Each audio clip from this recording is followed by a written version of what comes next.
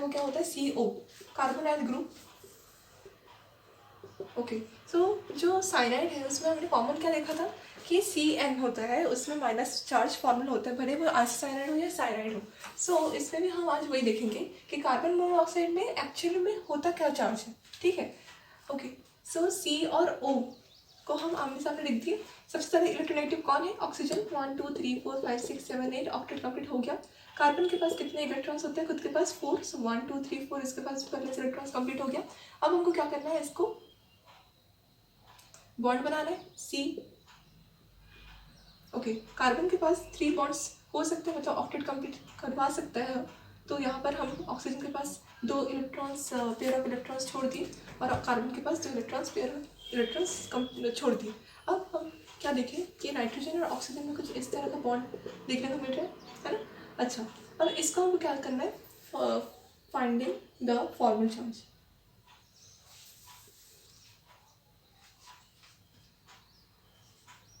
अब C is equals to कितना हो जाएगा, 4 - 2 - 3, 4 - 2 - 3 is equals to -1। O is equals to 6 - 2 - 3 is equals to +1। Okay, so यहाँ पर ऑक्सीजन के पास प्लस चार्ज और कार्बन के पास माइनस चार्ज आ रहा है, ठीक है। कार्बन के पास माइनस चार्ज आ रहा है। सो इससे हमको क्या पता चल रहा है कि ऑक्सीजन के पास प्लस है और कार्बन के पास माइनस है। सो अगर हम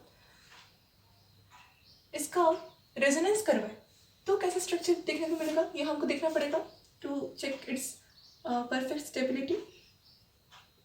रेजोनेंसिंग the compound of carbon monoxide.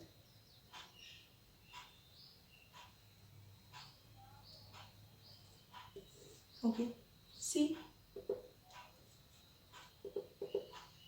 अच्छा, अब चार्ज फाइंड करें, फाइंडिंग द चार्ज। कार्बन के पास 4 - 2 - 2 इज इक्वल्स टू 0 आ रहा है।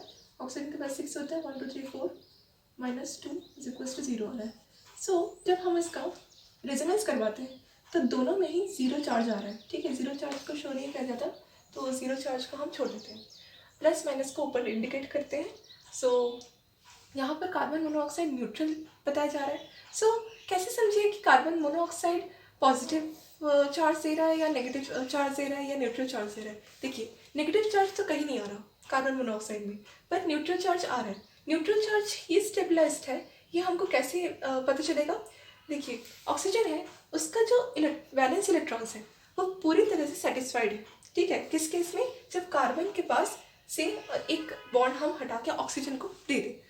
यहाँ पर हमको देखने को मिल रहा है कि जो ऑक्सीजन है उसका अपना पूरा आइडेंटिफिकेशन हो रहा है इलेक्ट्रोनेगेटिव का। तो जहाँ हमको जिस केमिकल में उसका आइडेंटिफिकेशन बिल्कुल प्रूफ हो जाए, वो आपके इन्वायरमेंट में एग्जिस्ट करता है, ये हमको पता चल जाता है। सो केमिकल्स को पहचानने के लिए हमको देखना पड़ता है ना, कौन केमिकल सबसे अच्छे से दिख रहा है कि वो हमारे जो उसका जो मेन वर्क होता है वो कर पा रहा है कि नहीं। सो यहाँ पर C और O है, उसमें O क्या कर पा रहा है, अपना जो पूरा बॉन्ड है वो सेटिस्फाई कर रहा है, साथ ही साथ अपना जो पेयर ऑफ इलेक्ट्रॉन्स है, 6 इलेक्ट्रॉन्स, उसको भी शो कर रहा है, ठीक है। ओके, तो यहाँ पर 1 2 3 4 5 6 इलेक्ट्रॉन्स हमें दिख जा रहे हैं ऑक्सीजन के। सो ऑक्सीजन और कार्बन में जो हमारे पास 2 बॉन्ड से बन रहा है वो हमारा लुईस स्ट्रक्चर है, बिल्कुल परफेक्ट वाला। सो हम लिखेंगे CO हैज़ न्यूट्रल चार्ज, इसका कोई चार्ज नहीं होता, और C के साथ डबल बॉन्ड में कार्बन जुड़ता है, ठीक है। अच्छा, C के साथ डबल बॉन्ड में कार्बन जुड़ने का एक फंक्शनल ग्रुप नेम होता है which is known as ketone, ठीक है।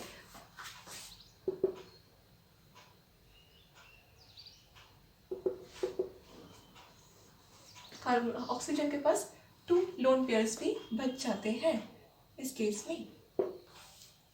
इतना क्लियर? ओके, अब कार्बन मोनोऑक्साइड और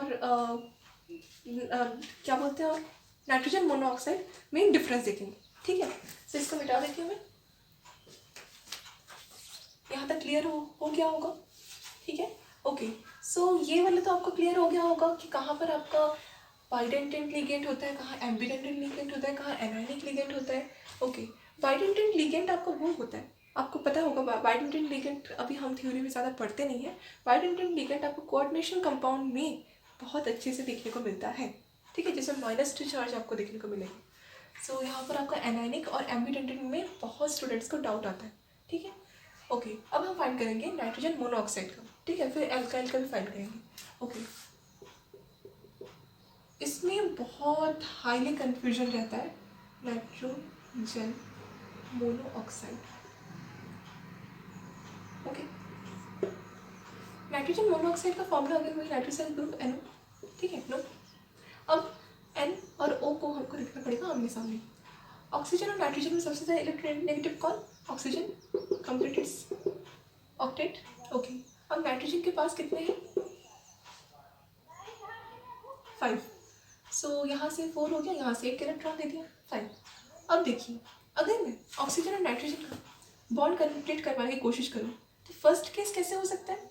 इसके में से ऑक्सीजन में से एक पेयर ऑफ इलेक्ट्रॉन नाइट्रोजन से बॉन्ड बना और उसके ज़्यादा हम नाइट्रोजन का बॉन्ड नहीं बना सकते, क्योंकि अगर एक और पेयर ऑफ इलेक्ट्रॉन्स में 2 नाइट्रोजन को, सो 8 इलेक्ट्रॉन्स का ऑक्टेट से ज़्यादा 9 इलेक्ट्रॉन्स बन जाएंगे। अब वो तो हमें चाहिए ही नहीं, तो हम क्या करेंगे, नाइट्रोजन और ऑक्सीजन में डबल बॉन्ड पहले बनाएंगे, फिर एक बॉन्ड बनाएंगे, ठीक है, कुछ ऐसे दिख रहा होगा। अब नाइट्रोजन और ऑक्सीजन में हमको क्या देखना है? चार्ज। लिख देती हूँ, फाइंडिंग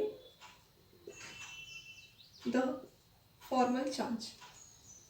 आपको समझ में आ जाना चाहिए video. Okay, so nitrogen is equals to 5 - 3 - 2 is equals to 0 आ रहा है, ठीक है। और ऑक्सीजन पर देखते हैं। ओके, ऑक्सीजन में कितना है? 6 - 4 - 2, दोनों में ही 0 आ रहे हैं। इसका मतलब क्या हुआ? इसका मतलब ये कि NO एक न्यूट्रल कंपाउंड बन रहा है या न्यूट्रल मॉलिक्यूल बन रहा है। सो यहाँ पर मैं लिख देती हूँ NO,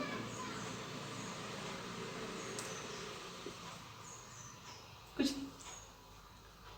एक और केस हो सकता है, अगर नाइट्रोजन और ऑक्सीजन में ऑक्सीजन अपना एक इलेक्ट्रॉन दे दे नाइट्रोजन को, एक इलेक्ट्रॉन, तब क्या होगा वो समझते हैं। ओके, सो हमने क्या देखा कि नाइट्रोजन मोनोऑक्साइड एक न्यूट्रल कंपाउंड है, पर अगर N और O में हम इसमें से एक मिटा के इसको दें, ठीक है, नाइट्रोजन के साथ एक बॉन्ड बनाए, ठीक है, अगेन यहाँ से एक इलेक्ट्रॉन को अगर यहाँ शेयर करें तो नाइट्रोजन के पास कैसे दिखेगा पूरा इलेक्ट्रॉन्स? कुछ ऐसा, ऑक्सीजन के पास कुछ ऐसा। हमने क्या किया, इसको रिवर्स किया, ठीक है। ये आपका एक रेजोनेंस का बहुत इंपॉर्टेंट स्ट्रक्चर में आता है। अब N इज इक्वल्स टू 5 - 4 - 2, कितना आ रहा है नाइट्रोजन में? -1, ठीक है। देखिए नाइट्रोजन कितना था? 5 - 1 2 3 4 -2, -1 आ रहा है। और ऑक्सीजन में कितना होना चाहिए? 6 वैलेंस इलेक्ट्रॉन्स, -3 -2, इससे +1 आ रहा है। अच्छा, अब बहुत लोगों को ये डाउट रहेगा कि माइनस नाइट्रोजन में होता है, ऑक्सीजन में +1 आ रहा है। सो नाइट्रोजन में तो माइनस होता है, सबको पता है, it is a electronegative element, but oxygen में +1 आता है, यूनिक सी बात हो गई। अब ऑक्सीजन में प्लस होगा, ये होगा ही, क्योंकि यहाँ पर हमने ऑक्सीजन के साथ थोड़ा सा ज़्यादा डिस्टर्बेंस कर दिया। तो यहाँ पर NO+ जो होता है ना, वो बहुत अच्छा स्टेबल दिखा रहा है, ठीक है। सो यहाँ पर हमको NO+ देना पड़ेगा। NO+ देने के कारण हम जब इसका लुईस स्ट्रक्चर फाइंड करेंगे तब हम क्या लिखेंगे? NO, और प्लस किसके ऊपर था? प्लस किसके वजह से आया? ऑक्सीजन की वजह से। सो ऑक्सीजन में हम एक इलेक्ट्रॉन माइनस कर देंगे, उसके जितने वैलेंस इलेक्ट्रॉन्स है उसको।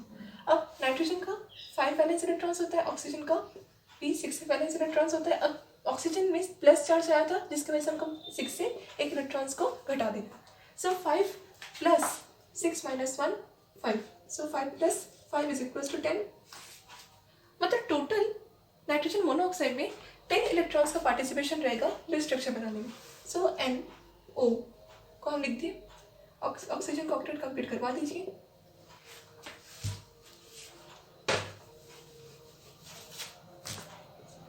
NO बॉन्ड बनाना है तो थोड़ा सा जगह चाहिए, 1 2 3 4 5 6 7 8। अब नाइट्रोजन में हमारे पास 10 थे तो 8 है, एक और हम बॉन्ड बनाने के टाइम यूज़ कर दिए। अच्छा अब हम क्या करेंगे, शेयर पे, अच्छा N है, ठीक है। एक और हम देते हैं 1 2 3 4 5 6, एक और हम देंगे ऐसे। मतलब टोटल नाइट्रोजन और ऑक्सीजन में कुछ इस तरह का हमको इलेक्ट्रॉन सेटलमेंट दिखेगा। अब नाइट्रोजन और ऑक्सीजन में हम बॉन्डिंग कैसे बना सकते हैं, 1 2 3 ऐसे। It is the perfect Lewis structure of nitrogen and oxygen. So अब हम क्या करेंगे, चार्ज फाइंड करेंगे।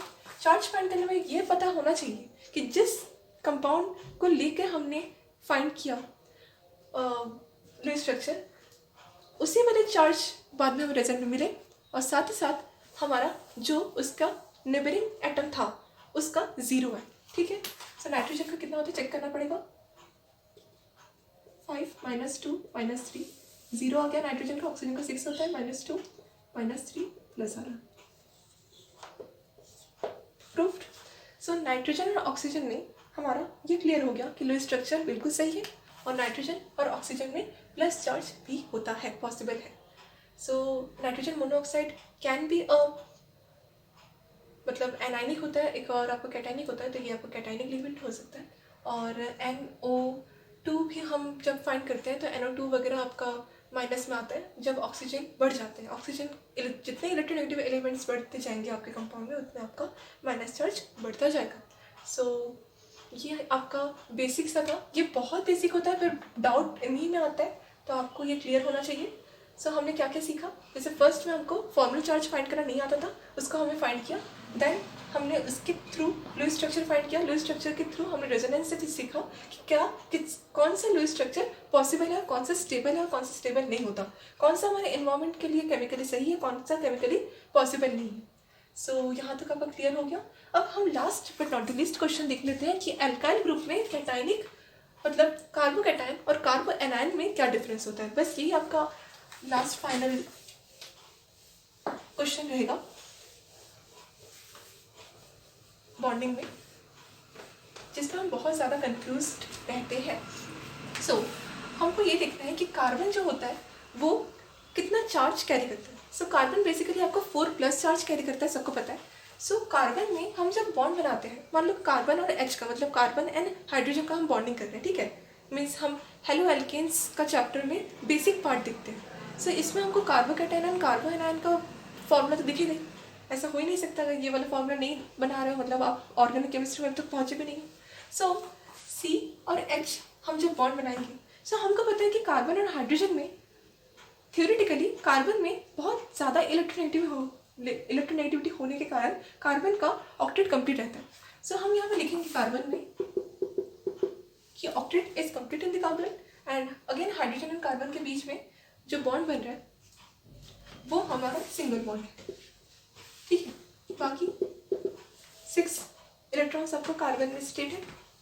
अब हम इसका फॉर्मल चार्ज कैसे फाइंड करेंगे। अच्छा अब हाइड्रोजन का तो अलग से कोई शेयरिंग पेयरिंग होगा नहीं, it has completed its valency. Okay, so formal charge